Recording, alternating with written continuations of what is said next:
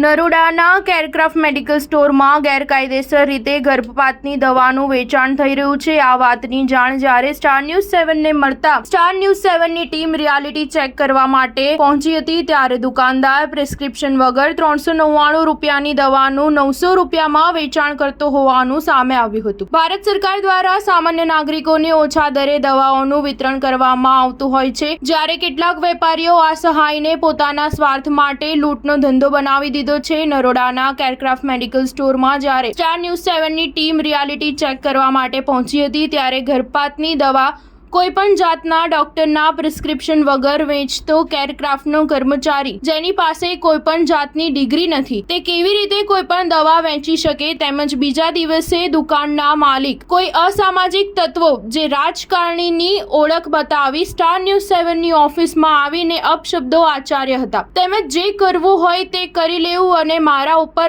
18 લોકોનો હાથ છે તેવી ધમકી આપતા પત્રકારની સાથે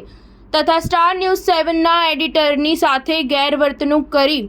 ગાળો બોલી અપશબ્દો કહી તમારા પત્રકારને જાનથી મારી નાખવાની ધમકી આપી કહેતા કે મારો કોઈ વાળ પણ વાંકો નહીં કરી શકે, તંત્ર મારું છે કહી સ્ટાર ન્યૂઝ 7ની ઓફિસમાં ગેરવર્તણૂક કરી ત્યાંથી જતા રહ્યા હતા। શું આ ગેરકાયદેસર ગર્ભપાતની દવાના વેચાણમાં તંત્રની પણ મિલીભગત હશે કે શું આ ગેરકાયદેસર ધંધો કરતા કેરક્રાફ્ટ મેડિકલ સ્ટોરના માલિકને તંત્રનો કોઈ ડર લાગતો નથી કે શું આ કેરક્રાફ્ટ મેડિકલ સ્ટોરને તંત્ર કે રાજકારણીનો સપોર્ટ હશે કે શું કેરક્રાફ્ટ મેડિકલ સ્ટોરના માલિકને કાયદાનો કોઈ ભય લાગતો નથી કે શું? પછી આ બે ગોળી છે ને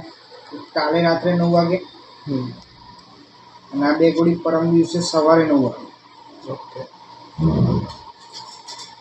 ગોળી પૂરી કરી દેવાની, કોઈ બાકી રાખવાની નહીં। 900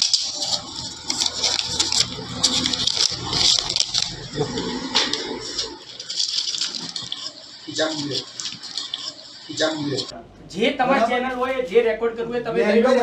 અને 18 જણાએ મારી ઉપર હા તમારે જે કરવું એ કરી લો, બરાબર કરો આયા યાર સેટલમેન્ટ કરવા એથી વધારે નહીં। આ બધા શું છોતરા કાઢ નાખી આપણે।